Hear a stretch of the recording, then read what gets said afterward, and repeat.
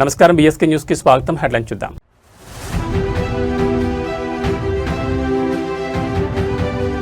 Oil కంపెనీలతో మాట్లాడండి, సమస్యను వెంటనే పరిష్కరించండి. సీఎస్ సాయి ప్రసాద్ కు సీఎం నిర్దేశం.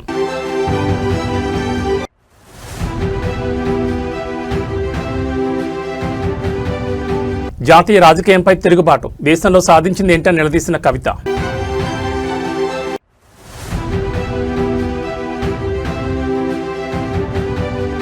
రాజకీయంగా పెనుదుమారం రేపుతున్న ఎస్ఎల్బీసీ టన్నెల్ ఘటన, కాంగ్రెస్ బీఆర్ఎస్ మధ్య మాటల యుద్ధం.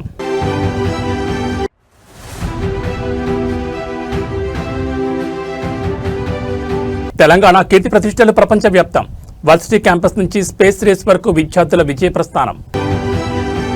ఇక డీటెయిల్స్ చూస్తే, అధికారులతో సీఎం చంద్రబాబు సమీక్ష నిర్వహించారు. పలు జిల్లాల పరిస్థితులు, ఇబ్బందులపై అధికారులతో మాట్లాడారు. సమస్య పరిష్కారానికి తక్షణ చర్యలు తీసుకోవాలని ప్రభుత్వ ప్రధాన కార్యదర్శి సాయి ప్రసాద్ పౌర సరఫరాల శాఖ అధికారులను ఆదేశించారు.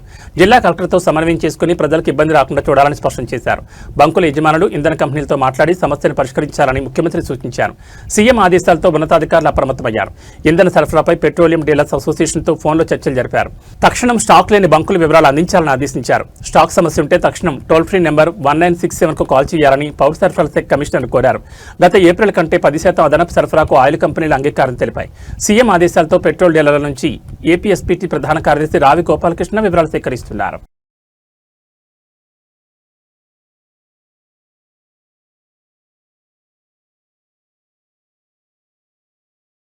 రాష్ట్ర రాజకీయాల్లో పెను సంచలనం చోటు చేసుకుంది. నిన్నటి వరకు ఒకే మాట ఒకే బాట అన్నట్లుగా సాగిన కల్వకుంట్ల కుటుంబంలో అనూహ్య పరిణామాలు చోటు చేసుకున్నాయి. సొంత తండ్రిపై, అన్నపై మాజీ ఎమ్మెల్సీ కవిత సంచలన వ్యాఖ్యలు చేశారా? ఇప్పుడు ఇవే ప్రశ్నలు తెలంగాణ రాజకీయ వర్గాల్లో హాట్ టాపిక్ గా మారాయి. తన తండ్రిపై కవిత చేసిన వ్యాఖ్యలు ఇప్పుడు అందరినీ విస్మయానికి గురి చేస్తున్నాయి. కేసీఆర్ ఒక మనిషిలా కాకుండా కేవలం ఒక రోబోలా లేదా మరమనిషిలా వ్యవహరిస్తున్నారని ఆమె పేర్కొనడం సంచలనంగా మారింది. బీఆర్ఎస్ ద్వారా జాతీయ రాజకీయాల్లోకి వెళ్లిన కేసీఆర్ అక్కడ సాధించింది ఏంటని కవిత నిలదీయడం గమనార్హం. దేశ రాజకీయాల్లో చక్రం తిప్పుతానన్న గులాబీబాస్ వ్యూహాలను సొంత కూతురి తప్పుపట్టడం పార్టీ వర్గాల్లో చర్చనీయాంశమైంది. ఇక అన్న కేటీఆర్ లక్ష్యంగా కూడా కవిత ఘాటు విమర్శలు చేశారు. కేటీఆర్కి ఏం తెలియదంటూ ఆమె చేసిన వ్యాఖ్యలు అన్నదమ్ముల మధ్య ఉన్న అంతర్గత విభేదాలను రోడ్డు మీదకి తెచ్చినట్లయింది. తెలంగాణ ఉద్యమ కాలం నుండి అధికారం వరకు అంతా తామై నడిపిన ఈ కుటుంబంలో ఇప్పుడు ఏం జరుగుతోంది? ఒకవైపు పార్టీ ఉనికి కోసం పోరాడుతున్న సమయంలో కవిత చేసిన ఈ వ్యాఖ్యలు పార్టీకి గొడ్డలి పెట్టుగా మారతాయా? అసలు కవిత మనసులో ఏముంది? ఆమె ఎందుకు తండ్రిని, అన్నను ఇంత బహిరంగంగా విమర్శించాల్సి వచ్చింది? రాజకీయాల్లో శాశ్వత మిత్రులు, శత్రువులు ఉండరు అంటారు. కానీ ఒకే కుటుంబంలో ఇలాంటి విమర్శలు రావడం వెనుక ఉన్న అసలు కారణం ఏంటి?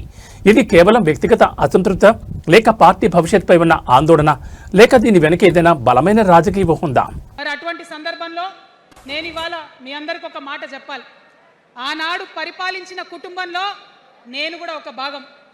ఆనాడు పరిపాలించిన కుటుంబంలో ఒక భాగమైనందుకు కొన్ని విషయాలకు నేను సిగ్గుపడతా ఉన్నాను. తెలంగాణ ప్రజల్ని క్షమించమని కూడా కోరుతా ఉన్నాను. కానీ తెలంగాణ సాధించినందుకు మాత్రం చాలా గర్వపడుతున్నాను. నా జన్మ ధన్యమైందని చెప్పి భావిస్తూ ఉన్నాను. మరి అనేకమైనటువంటి తప్పులు జరిగినాయి, అనేకమైనటువంటి నేరాలు జరిగినాయి. అనుకున్నటువంటి తెలంగాణ సాధించుకోలేదు. మరి ఆ తప్పులో ఎక్కడో ఒక దగ్గర నాకు భాగం ఉందని చెప్తున్నప్పుడు మరి కేవలం క్షమాపణ చెప్తే సరిపోతుందా? ఏ తెలంగాణ అయితే కావాలనుకున్నామో, ఏ సామాజిక న్యాయ తెలంగాణ అయితే రావాలని అనుకుంటున్నామో దానికోసం నడుం బిగించి కష్టపడి పని చేయాల్సిన అవసరం కూడా ఉంది. మరి ఇవాళ పని చేయడం కోసమే తెలంగాణ రాష్ట్ర సేన ఇవాళ తెలంగాణ ప్రజల ముందుకు వచ్చింది.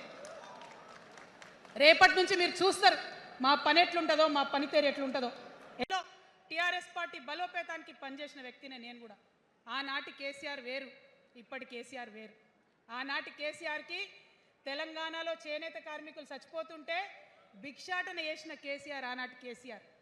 ఇయాలటి కేసీఆర్ మారిన మనిషి, మనిషి, మన మనిషి కాదు. ఏమైంది ఇయాలటి కేసీఆర్కి? హైడ్రాలో ఇల్లు కూలిపోతుంటే అరుస్తున్నారు, అన్నా ఎక్కడున్నావు రా, వచ్చిండ్రా? రాలే. వెలుగుమట్ల ఇల్లు కూలితే వచ్చిండ్రా? రైతులకు వర్ష బీభత్సమై మొత్తం పొలాలు మునిగిపోతే వచ్చిండ్రా? చేవెళ్ళ దగ్గర బస్ యాక్సిడెంట్ అయితే వచ్చిండ్రా? ఎక్కడ చిన్న కష్టం వచ్చినా ప్రజలకు ఆ సారు రారు, ఎందుకంటే ఆయన మారిన మనిషి, మర మనిషి, గుంటనెక్కల తోడేళ్ల చేతిలో ఖైదీ అయినటువంటి మనిషి, మన మనిషి కాదు. బాధతో, దుఃఖంతో, ఆవేదనతో చెప్తున్న మాట, సంతోషంతో చెప్తలేని ఈ మాట నేను. అట్లాంటి కేసీఆర్ ఎట్లా ఉండే ఒకప్పుడు? అదే ఆర్డీఎస్ అంతా పాదయాత్ర చేసి నా తెలంగాణకు నీళ్లు కావాలని అడిగినారు. ఇవాళ మరి 10 ఏళ్ళ అధికారం ఉంటే పాలమూరు రంగారెడ్డి ప్రాజెక్టు కోసం 10 ఏళ్లలో ముందుకు పోతలేదంటే, ఎవరన్నా తెలంగాణ పట్ల ప్రేమ ఉంటే, పాలమూరు పట్ల ప్రేమ ఉంటే, కృష్ణా నీళ్లు వాడుకోవాలంటే మన కేసీఆర్ అయి ఉంటే ఆ పాలమూరు రంగారెడ్డి ప్రాజెక్ట్ కాడ కూర్చేసుకొని అది కట్టిస్తుండే. ఏం చేసినారు మారిన కేసీఆర్ గారు? పంజాబ్కి పోయినరు, గుజరాత్కి పోయినరు, బీహార్కి పోయినరు. మేము మొత్తం రాష్ట్రంలో పీక్ కట్టలు కట్టాం, నేషనల్ పార్టీ పెడతామని పోయినరు తప్పితే తెలంగాణ ప్రజలను పట్టించుకోలేదు. పట్టించుకుని ఉంటే, కేంద్రంతో గొడవ పెట్టుకోకుండా ఉంటే ఇవాళ పాలమూరు రంగారెడ్డి పారకపోతుండేనా? నేను అడుగుతా ఉన్నా స్ట్రేట్గా. ఇన్ని రోజులు నేను ఎన్ని మాటలు మాట్లాడినా బీఆర్ఎస్ పార్టీ నాయకులు ఒక్కరు కూడా బయటకు వస్తలేరు, సమాధానం చెప్తలేరు. దీనికి మీరు సమాధానం చెప్పకపోతే ప్రజలే మిమ్మల్ని బయటకు లాగి సమాధానం చెప్పేటట్టు చేస్తారని కూడా ఈ సందర్భంగా నేను తెలియజేస్తా ఉన్నా. ఒకటే మాట అడుగుతున్నా, మన కేసీఆర్ అయి ఉంటే ఆనాడు తెలంగాణ బిడ్డలు కష్టపడితే బయటకు వచ్చి నా బిడ్డలకు ఇబ్బంది అవుతుందని కొట్లాడిన వ్యక్తి, సింగరేణి గనిలో ఒక కార్మికుడు చనిపోతే అక్కడి దాకా పోయి చూసి వచ్చినటువంటి వ్యక్తి, మరి తెలంగాణ వచ్చినాక ఏమైందా ప్రేమ? అధికారం ముందు మమకారం తగ్గిపోయిందా? ఏం జరిగిందని నేను అడుగుతా ఉన్నా. ఎందుకు ఈ మాట చెప్తా ఉన్నా అంటే, ప్రేమ నాకు కూడా ఉంది.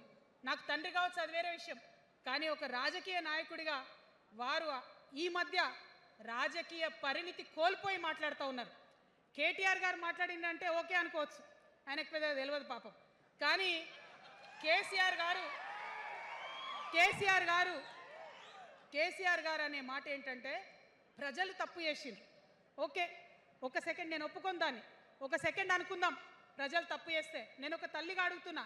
నేను నా కొడుకో మాట చెప్తా, వాడు వినలేదనుకో, కింద పడ్డాడు అనుకో, ఇడిచిపెడతానా? దగ్గర తీసుకొని మంది అనా? ఓకే, ప్రజలు తప్పు చేసిర్రు అనుకోండి, మీకు అధికారం ఇవ్వలేదు అనుకోండి, ఒక కర్కోటకుడి పాలన నడుస్తుంది అలా తెలంగాణలో. ఇబ్బంది పడుతున్నారు ప్రజలు, గోసపడుతున్నారు, ఏడుస్తున్నారు. ఇండ్లు అన్నీ ఉండి ఇండ్లు గూలగొడుతుంటే, అర్ధరాత్రి ఇంటి మీదకి వచ్చి ఇండ్లు గూలగొడుతుంటే ఆదుకోవాల్సిన అమ్మలాంటి మన పాత కేసీఆర్ ఎక్కడున్నాడు?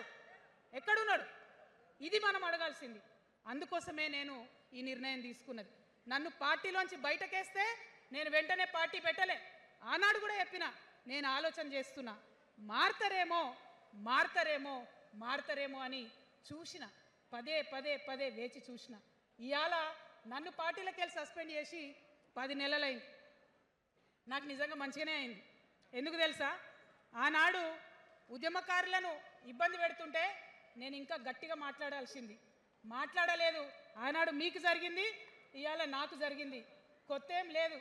కేసీఆర్ కోసం, టీఆర్ఎస్ పార్టీ కోసం, ఆనాడు తెలంగాణ ఉద్యమం కోసం ఇండ్లు అమ్ముకొని, భూములు అమ్ముకొని, ప్రతి ఊర్లో టీఆర్ఎస్ కండువా వేసుకొని పోరాటం చేసినటువంటి కార్యకర్తలు ఎక్కడున్నారు ఇవాళ? హైదరాబాద్ మహానగరంలో ట్రాఫిక్ కష్టాలు ఒక్కసారిగా పెరిగాయి. నగరంలోని ప్రధాన కూడలైన ఎంజే మార్కెట్ చౌరస్తాలో ఆటో డ్రైవర్లు మెరుపుతెరనా దిగారు. ఇతర రాష్ట్రాల ఆటోల కారణంగా తమ పొట్ట కొడుతున్నారంటూ వందలాది మంది డ్రైవర్లు రోడ్డుపైనే బైఠాయించడంతో ట్రాఫిక్ పూర్తిగా స్తంభించిపోయింది. ఇతర రాష్ట్రాల నుంచి వచ్చిన డ్రైవర్లు నగరంలో అక్రమంగా ఆటోలు నడుపుతున్నారని, దీనివల్ల స్థానికంగా ఉండే తమకు గిరాకీలు తగ్గిపోతున్నాయని డ్రైవర్లు ఆరోపిస్తున్నారు. నిబంధనలకు విరుద్ధంగా నడుస్తున్న ఇతర రాష్ట్రాల వాహనాలపై చర్యలు తీసుకోవాలని వారు డిమాండ్ చేస్తున్నారు. ఎంజే మార్కెట్ చౌరస్తాలో ఆటోలను అడ్డంగా నిలిపివేయడంతో అబీడ్స్, కోటి, నాంపల్లి వైపు వెళ్లే వాహనాలు కిలోమీటర్ల మేర నిలిచిపోయాయి. దీంతో వాహనదారులు తీవ్ర ఇబ్బందులు ఎదుర్కొంటున్నారు. సమాచారం అందుకున్న ట్రాఫిక్ మరియు శాంతి భద్రతల పోలీసులు ఘటనా స్థలానికి చేరుకున్నారు. ఆందోళనకారులకు నచ్చజెప్పి ఆటోలను తొలగించే ప్రయత్నం చేస్తున్నారు.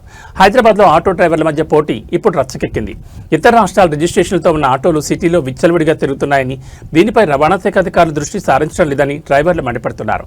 తమ సమస్య పరిష్కారం అయ్యే వరకు కదిలేది లేదని వారు భీష్మించుకోవడంతో పరిస్థితి ఉద్రిక్తంగా మారింది. ఎంజే మార్కెట్ వంటి రద్దీ ప్రాంతాల్లో ఈ ఆందోళన జరగడంతో అటు వ్యాపార లావాదేవీలకు, ఇటు ఆఫీసులకు వెళ్లే వారికి తీవ్ర అంతరాయం కలుగుతోంది. పోలీసులు ఇతర మార్గాల్లో ట్రాఫిక్ మళ్లిస్తున్నారు.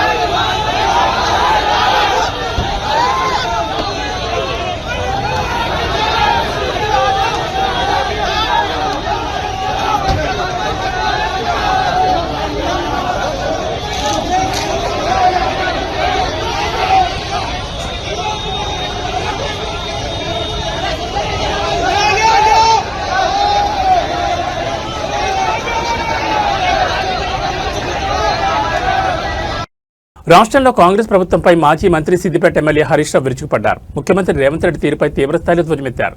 రేవంత్ రెడ్డి మాటలకు ఎక్కువ చేతలకు తక్కువ అంటూ ఎద్దేవా చేసిన ఆయన ఎస్ఎల్బీసీ టన్నెల్ ఘటనను ప్రస్తావిస్తూ ప్రభుత్వంపై సంచలన వ్యాఖ్యలు చేశారు. ఎస్ఎల్బీసీ టన్నెల్లో జరిగిన ప్రమాదంలో 8 మంది కూలీలు ప్రాణాలు కోల్పోవడం అత్యంత బాధాకరమని హరీష్ రావు పేర్కొన్నారు. అయితే కనీసం వారి మృతదేహాలను కూడా బయటకు తీయలేని స్థితిలో ఈ ప్రభుత్వం ఉందంటూ ఆయన మండిపడ్డారు. దీన్ని ఒక చేతకాని దద్దమ్మ ప్రభుత్వంగా ఆయన అభివర్ణించారు. ముఖ్యమంత్రి రేవంత్ రెడ్డి కేవలం ప్రగల్భాలు పలకడానికే పరిమితమవుతున్నారని, క్షేత్రస్థాయిలో ప్రజల ప్రాణాలకు రక్షణ కల్పించడంలోనూ విపత్తు సమయాల్లో స్పందించడంలోనూ పూర్తిగా విఫలమయ్యారని హరీష్ రావు విమర్శించారు. ప్రాణాలు కోల్పోయిన కూలీల కుటుంబాలు కన్నీరు మున్నీరవుతున్నా ప్రభుత్వం కనీస వేగంతో సహాయక చర్యలు చేపట్టడం లేదని బీఆర్ఎస్ నేతలు ఆరోపిస్తున్నారు. ఎస్ఎల్బీసీ టన్నెల్ ఘటన ఇప్పుడు రాజకీయంగా పెనుదుమారం రేపుతోంది. ఒకవైపు సాంకేతిక కారణాలతో మృతదేహాలు వెలికితీత ఆలస్యమవుతోందని అధికారులు చెబుతుంటే, మరోవైపు ప్రతిపక్షాలు మాత్రం ఇది ప్రభుత్వ వైఫల్యమేనని తేల్చి చెబుతున్నాయి. హరీష్ రావు చేసిన ఈ వ్యాఖ్యలు ఇప్పుడు సోషల్ మీడియాలోనూ రాజకీయ వర్గాల్లోనూ హాట్ టాపిక్ గా మారాయి. హరీష్ రావు వ్యాఖ్యలపై కాంగ్రెస్ శ్రేణులు ఎలా స్పందిస్తాయో వేచి చూడాలి. ఈ రేవంత్ రెడ్డి ఏమో ఎక్కే విమానం దిగే విమానం ఢిల్లీకి పోవుడు కుర్చీ కాపాడుకోడు, ఢిల్లీలో పోయి కప్పని కట్టేచ్చుడు, ఆడ కట్టుడు కుర్చీ కాపాడుకోడు, గాలి మోటార్లకే పరిమితమైంది, భూమి మీద లేదు. మన ఎస్ఎల్బీసీ టనల్ కూలిపోతే కూడా అదేదో టూరిస్ట్ ప్లేస్ పోయినట్టు పొద్దుగాలో మంత్రి సాయంత్రం మంత్రి, గాలి మోటార్ల దిగుడు గాలే పోవు. శవాలు అయితే ఇప్పటికి బయటకు రాలే, వచ్చినాయా? ఇప్పటికీ శవాలు బయటకు రాలే. ఒక ఆయన నీళ్లు వాటర్ కలిపి అంటాడు, ఒక ఆయన చేపలు కావాలి మంచుకుంటే పడతారా అంటాడు. అంతే తప్ప ఆ టనల్లో ఇప్పటికీ కనీసం 100 మీటర్లు కూడా చేయలే, 100 మీటర్లు కూడా పూర్తి కాలే. మాటలకు ఎక్కువ చేతలకు తక్కువ. ఆనాడు బీఆర్ఎస్ ప్రభుత్వం 11.5 కిలోమీటర్లు ఎస్ఎల్బీసీ టనల్ను పూర్తి చేసి మేము దగ్గరికి చేస్తే మీరు రాగానే ఆగమాగం చేసి మీ కమిషన్లకు టనల్ కుప్ప కూలిపోయింది, 8 ప్రాణాలు బలి పెట్టుకున్నారు. శవాలు కూడా బయటకు తీయడం చేతగాని దద్దమ్మ ప్రభుత్వం ఈ రేవంత్ రెడ్డి ప్రభుత్వం. తెలంగాణ మేధస్సు ఇప్పుడు ప్రపంచ వేదికపై మెరవబోతోంది. స్పేస్ యాప్ ఇండియా మరియు గురునానక్ యూనివర్సిటీకి చెందిన ప్రతిభావంతులైన యువ బృందం జాతీయ స్థాయిలో మన రాష్ట్రానికి ప్రాతినిధ్యం వహించబోతోంది. వినూత్న ఆలోచనలతో సరికొత్త ఆవిష్కరణతో ముందుకు సాగుతున్న ఈ యువ శాస్త్రవేత్తలకు రాష్ట్ర వ్యాప్తంగా ప్రశంసలు వెలువెత్తున్నాయి. స్పేస్ యాప్ ఇండియా ఆధ్వర్యంలో జరుగుతున్న ఈ ప్రతిష్టాత్మక పోటీలో గురునానక్ యూనివర్సిటీ విద్యార్థులు తమ ప్రతిభను చాటేందుకు సిద్ధమయ్యారు. తెలంగాణ నుంచి ఎంపికైన ఈ టీం అంతరిక్ష సాంకేతికతలో సరికొత్త ప్రయోగాలకు శ్రీకారం చుట్టబోతోంది. చిన్న వయసులోనే అంతరిక్షం వంటి సంక్లిష్టమైన రంగాలను అడుగుపెట్టి జాతీయ స్థాయికి ఎంపిక ఇవ్వడం గర్వకారణం. ఈ యువ బృందం సాధించబోయే విజయాలు భవిష్యత్ తరాలకు స్ఫూర్తిదాయకంగా నిలవనున్నాయి. ఈ ప్రతిష్టాత్మక ప్రయాణంలో పాల్గొంటున్న విద్యార్థులందరికీ ఆల్ ది బెస్ట్ తెలియజేస్తున్నారు. వారు తలపెట్టిన ఈ ప్రయత్నం విజయవంతమై తెలంగాణ కీర్తి ప్రతిష్టలను మరింత ఎత్తుకు తీసుకెళ్లాలని ఆకాంక్షిస్తున్నారు. కష్టపడే తత్వం, పట్టుదల ఉంటే ఆకాశమే హద్దు అని ఈ యువత నిరూపిస్తోంది. గురునానక్ యూనివర్సిటీ క్యాంపస్ నుంచి మొదలైన ఈ ప్రయాణం అంతరిక్ష రహస్యాలను ఛేదించే దిశగా సాగాలని కోరుకుంటున్నారు. స్పేస్ యాప్ ఇండియా వేదికపై తెలంగాణ జెండా రెపరెపలాడాలని కోరుకుంటూ ఈ టీంకు హృదయపూర్వక శుభాకాంక్షలు తెలియజేస్తున్నారు. మీరు చేపట్టబోయే ప్రతి అడుగు విజయం దిశగా సాగాలని, మీ ఆవిష్కరణ దేశానికి గర్వకారణం కావాలని అందరూ మనసారా కోరుకుంటున్నారు.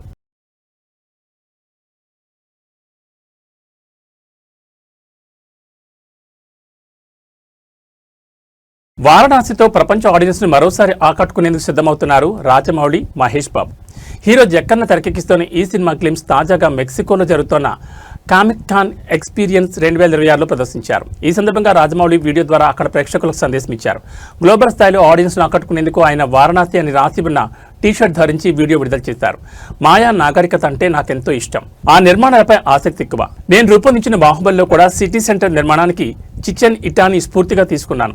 మీలాంటి గొప్ప వ్యక్తుల నుంచి అలాంటి నగరాల గురించి తెలుసుకునే అవకాశం నాకు దక్కింది.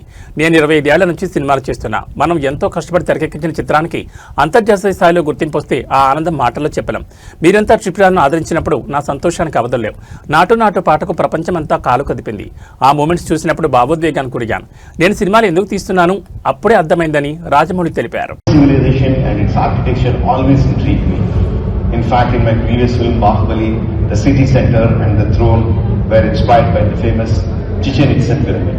But I must confess that my knowledge on the Mexican history, heritage, culture is very minimal.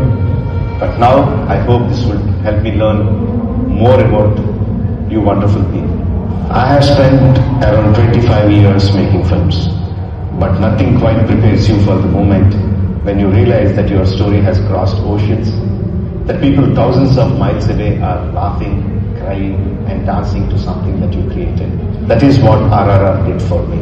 Not just my country, India, but the whole world showed me that a universal emotion is enough to reach every corner. And when I heard Natu Natu being sung and danced to across the world, I thought, yes, this is the exact reason why I make films. తెలంగాణలో గత 3 రోజులుగా సామాన్య ప్రయాణికులను ఉక్కిరిబిక్కిరి చేసిన RTC సమ్మెకు ఎట్టకేలకు తెరపడింది. ప్రభుత్వం దిగి రావడంతో అటు జేఏసీ నాయకులు పట్టుబెట్టడంతో చర్చలు సఫలమయ్యాయి. ఫలితంగా రాష్ట్ర వ్యాప్తంగా ఆర్టీసీ చక్రం మళ్లీ తిరుగుతోంది. అర్ధరాత్రి నుంచే డిపోల నుంచి బస్సులు బయటకు వస్తుండటంతో ప్రయాణికులు ఊపిరి పీల్చుకుంటున్నారు. దాదాపు 12 గంటల పాటు సాగిన ఉత్కంఠకు తెరపడింది. మంత్రుల బృందానికి జేఏసీ నాయకులకు మధ్య జరిగిన సుదీర్ఘ చర్చలో కీలక ఏకాభిప్రాయం కుదిరింది. కార్మికుల డిమాండ్లపై ప్రభుత్వం సానుకూల హామీ ఇవ్వడంతో సమ్మె విరమిస్తున్నట్లు జేఏసీ ప్రకటించింది. గత 3 రోజులుగా బస్టాండ్లు బోసిపోయాయి. ప్రైవేట్ వాహనదారులు సామాన్యులను నిలుపుదోపిడీ చేశారు. కానీ ఇప్పుడు పరిస్థితి మారింది.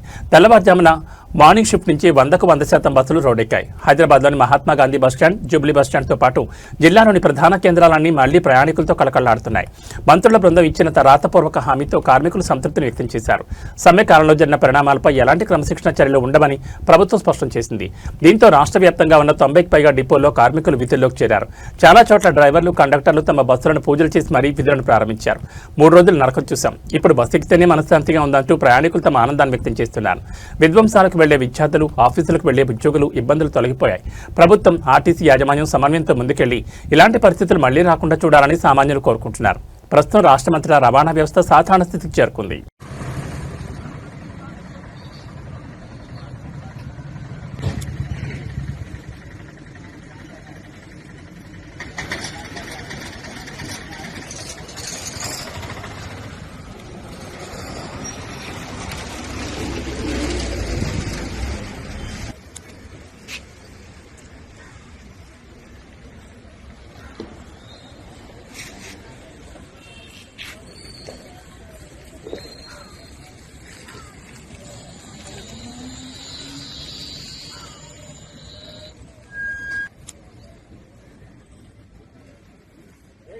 కలియుగ వైకుంఠం తిరుమల క్షేత్రం మరోసారి భక్తజన పారవస్యంతో పులకించిపోయింది. శ్రీవారిపై ఉన్న అపారమైన భక్తిని చాటుకుంటూ భక్తులు సమర్పించే కానుకలు స్వామివారి నిత్య నూతన అలంకారాలకు అదనపు శోభం చేకూరుస్తున్నాయి.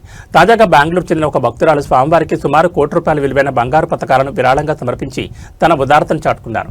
బెంగళూరు చెందిన ప్రముఖ వైద్యురాలు డాక్టర్ ఎం మహాదేవమ్మ తిరుమల వెంకటేశ్వరునిపై తనకున్న భక్తిని అపురూపమైన కానుక రూపంలో చాటుకున్నారు. స్వామివారి అలంకరణ కోసం 7 విశేషమైన బంగారు పతకాలను ఆమె విరాళంగా ఇచ్చారు.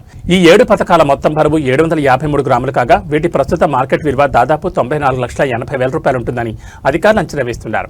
తిరుమలలోని రంగనాయకుల మండపంలో జరిగిన ఈ కార్యక్రమంలో టీటీడీ ఈవో ముద్దాడ రవిచంద్ర, అదనపు ఈవో వెంకయ్య చౌదరులను కలిసిన మహాదేవమ్మ ఈ పతకాలను అధికారికంగా అందజేశారు. దాతకు ఆలయ అధికారులు స్వామివారి వేదాశీర్వచన అందించి తీర్థప్రసాదాలతో సత్కరించారు. స్వామివారి అలంకరణలో ఈ పతకాలు మరింత శోభను తీసుకురానున్నాయని అధికారులు ఈ సందర్భంగా తెలిపారు. తిరుమల క్షేత్రానికి ప్రతిరోజు వేలాది మంది భక్తులు తరలివస్తూ ఉంటారు. హుండీ ద్వారానే కాకుండా ఇలాంటి విలువైన ఆభరణాలను నేరుగా స్వామివారికి అందజేయడం భక్తుల అచంచల విశ్వాసానికి నిదర్శనం. ముఖ్యంగా ఈ 7 బంగారు పతకాలు స్వామివారి జరిగే ప్రత్యేక ఉత్సవాల్లో అలంకరించే అవకాశం ఉందని టీటీడీ వర్గాలు వెల్లడించాయి.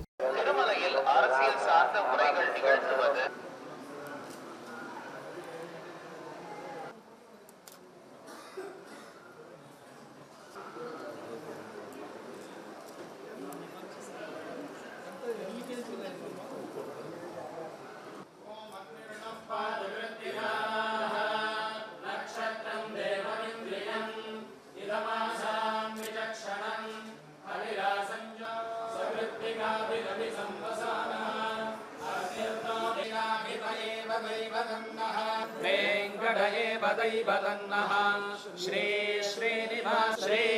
శ్రీనివాస పరమంధనన్నః శ్రీ శ్రీనివాస కులదైవతన్నః దోర్దండే వీరలక్ష్మీః హృదయ సరసిజే భూష్మీగుణగణాడంబరే కీర్తిలక్ష్మీః సర్వాంగే సౌమ్యలక్ష్మీః మయిదు విజయతాయే నిధయేర్థినాం శ్రీవేంకట నివాసాయ శ్రీనివాసాయ సిద్ధిరస్తు సకల కళ్యాణ సమృద్ధిరస్తు.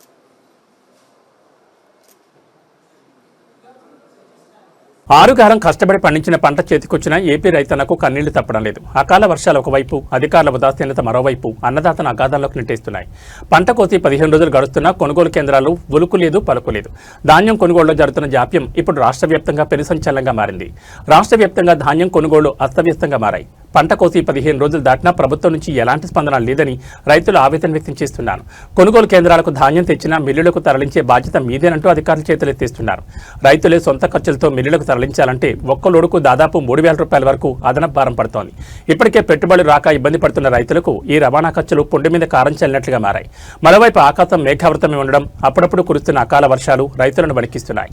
కళ్ళాల్లో ఉన్న ధాన్యం తడిసిపోకుండా ప్లాస్టిక్ కవర్లు కప్పుకుని రేయింబవళ్లు అక్కడే కాపలా ఉంటున్నారు. ధాన్యం రంగు మారితే మెల్లర్లు కోతలు విధిస్తారన్న భయం వారిని వెంటాడుతోంది. ప్రభుత్వం వెంటనే స్పందించి ధాన్యాన్ని కొనుగోలు చేయాలి, మిల్లులకు తరలించే బాధ్యత ప్రభుత్వమే తీసుకోవాలి అంటూ రైతులు డిమాండ్ చేస్తున్నారు. రైతు రాజ్యమని చెప్పుకుంటున్న పాలకులు క్షేత్రస్థాయిలో ధాన్యం కుప్పలపై ఉన్న రైతన్న గోడును ఎప్పుడు వింటారో చూడాలి. ఇప్పటికైనా యంత్రాంగం కదిలి కొనుగోలు ప్రక్రియను వేగవంతం చేయాలని సామాన్యులు కోరుకుంటున్నారు.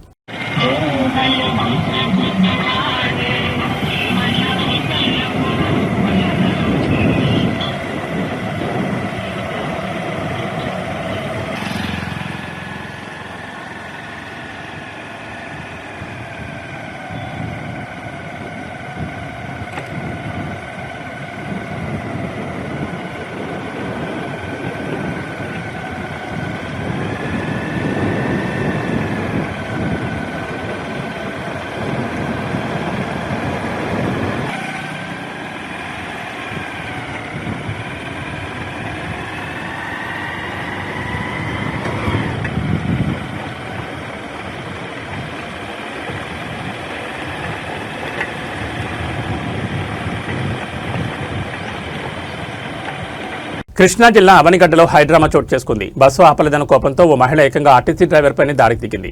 నడి రోడ్డుపై బస్సును వెంబడించి డ్రైవర్ను చెప్పుతో కొట్టడం ఇప్పుడు స్థానికంగా పెను సంచలనంగా మారింది. అరగంటకు పైగా బస్సు కోసం వేచి చూసినా తమను చూసి కూడా ఆపకుండా వెళ్లడమే ఈ ఆగ్రహానికి కారణమని తెలుస్తోంది. అవనిగడ్డ బస్టాండ్ సమీపంలో కొందరు మహిళలు సుమారు అరగంటకు పైగా బస్సు కోసం నిలబడ్డారు. ఆ సమయంలో వచ్చిన ఒక ఆర్టీసీ బస్సును ఆపాల్సిందిగా వారు కోరినప్పటికీ డ్రైవర్ బస్సును ఆపకుండా వేగంగా ముందుకు తీసుకెళ్లిపోయాడు. దీంతో తీవ్ర ఆగ్రహానికి గురైన ఓ మహిళ ఎలాగైనా బస్సును పట్టుకోవాలని పట్టుదలతో వెంబడించింది. చివరికి బస్సును అడ్డుకున్న సదరు మహిళ డ్రైవర్ను కిందికి దిగాలని డిమాండ్ చేస్తూ గొడవకు దిగింది. ఈ క్రమంలోనే ఆవేశం తట్టుకోలేక తన చెప్పుతో డ్రైవర్పై దాడి చేసింది. రోడ్డుపై వెళ్తున్న వారంతా ఈ ఘటనను చూసి షాక్కు గురయ్యారు. బస్సులు ఆపకుండా వెళ్లడం వల్ల తాము పడుతున్న ఇబ్బందులను ఈ సందర్భంగా ఆమె అధికారుల ముందు ఏకరు పెట్టింది. అయితే డ్రైవర్పై దాడి జరగడంతో ఆర్టీసీ సిబ్బంది కూడా ఆగ్రహం వ్యక్తం చేస్తున్నారు. విధుల్లో ఉన్న ప్రభుత్వ ఉద్యోగిపై భౌతిక దాడి చేయడం ఏంటని వారు ప్రశ్నిస్తున్నారు. ఈ ఘటనపై సమాచారం అందుకున్న పోలీసులు రంగంలోకి దిగి విచారణ చేపట్టారు. ఈ గొడవ కారణంగా ట్రాఫిక్ నిలిచిపోయి ప్రయాణికులు తీవ్ర ఇబ్బందులు పడ్డారు. ఒకవైపు బస్సులు ఆపడం లేదని ప్రయాణికుల ఆవేదన, మరోవైపు విధుల్లో ఉన్న తమపై దాడులు జరుగుతున్నాయని డ్రైవర్ల ఆందోళన. ఈ వివాదం ఇప్పుడు ఎటు దారితీస్తుందో చూడాలి. ఎందుకు కొట్టాను? మేము పులిగడ్డది అక్కడ స్టాప్ ఉంది, అక్కడ ఆపలా. ముందుకెళ్ళారు, బ్రిడ్జ్ కూడా ఎక్కలేదు. ఇంకా ముందుకెళ్ళారు. మేము ముందుకెళ్ళి అప్పుడు ఆపలా ఫోన్ ఇచ్చేసాడు. అప్పటి నుంచి మళ్ళీ టోల్ గేట్ దగ్గర వెనకాల నుంచి హారం కొట్టుకుంటానే ఉన్నాను. టోల్ గేట్ దగ్గర చూస్తూనే ఉన్నారు. బస్సులో నుంచి చూసాను కొట్టినప్పుడు చూస్తూనే ఉన్నాడు. టోల్ గేట్ దగ్గర స్లో చేశారు టికెట్ తీసుకోవడానికి. అక్కడ ఆగి నుంచున్నా, అక్కడ ఆపలా. మళ్ళీ అక్కడ ఏంటి గుడి దగ్గర ఆపాడు. గుడి నాకు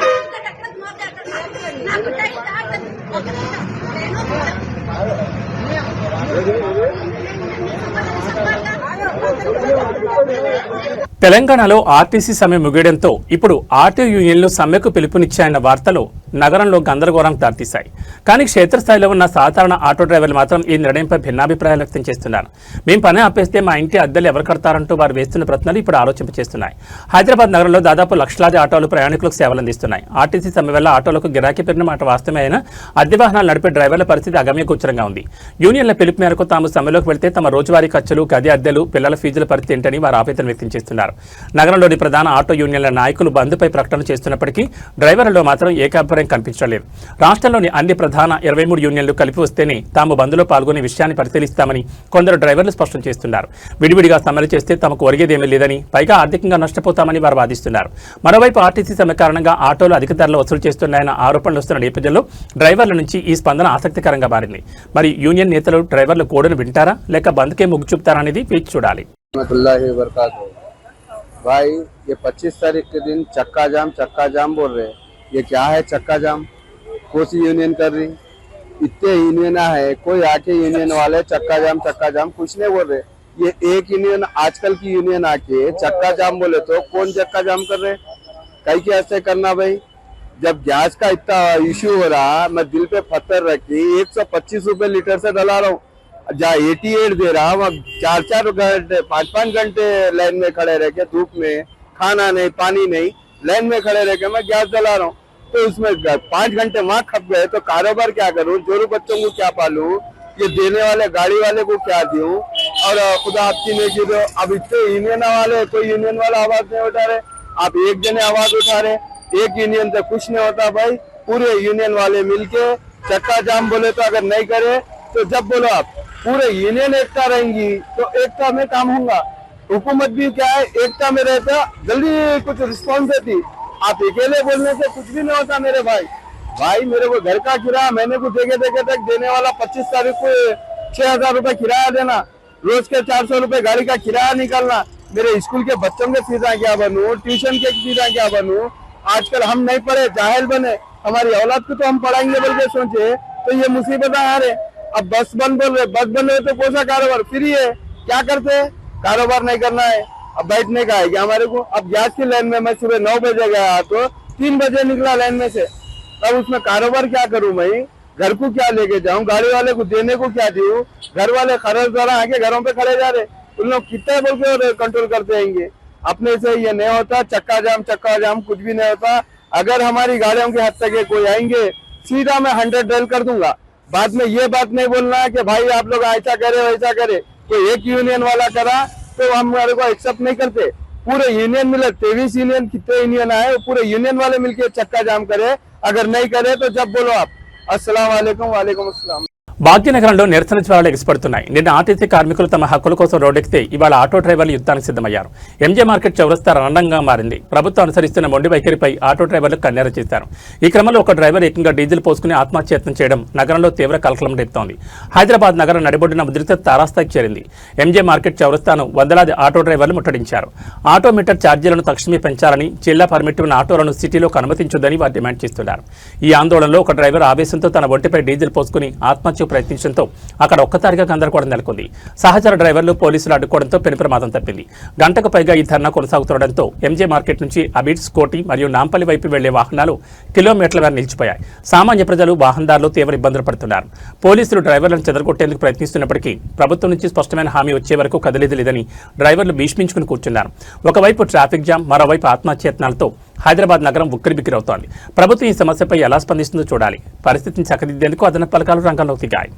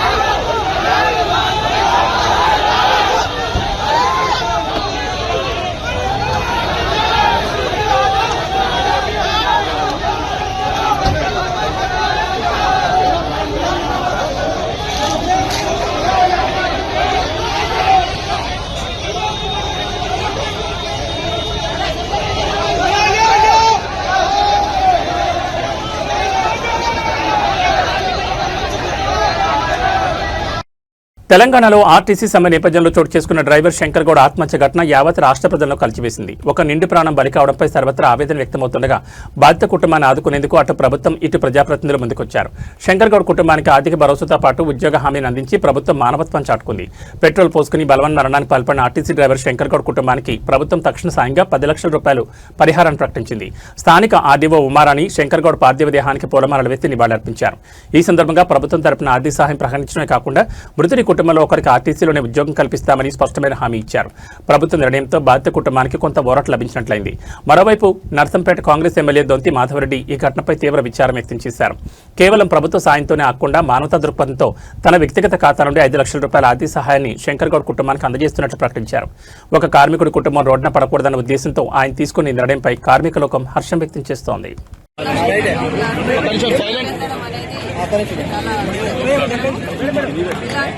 సంఘటనలు జరగకూడదు, కానీ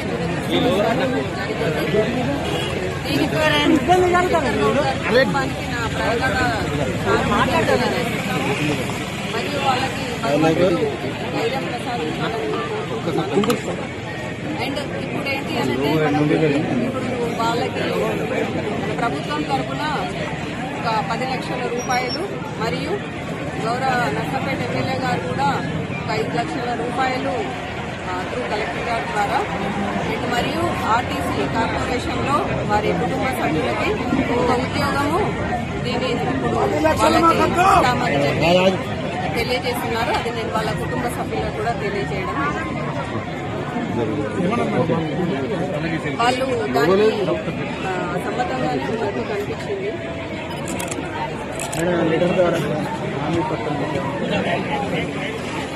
ఒకసారి వాళ్ళు బస్ స్టాండ్ తీసుకెళ్లి నివాళులు అర్పించాలని చెప్పి అవకాశం కల్పించాలంటున్నారు వాళ్ళు. ఏబీ బులెటిన్ విశేషాలు. నమస్కారం.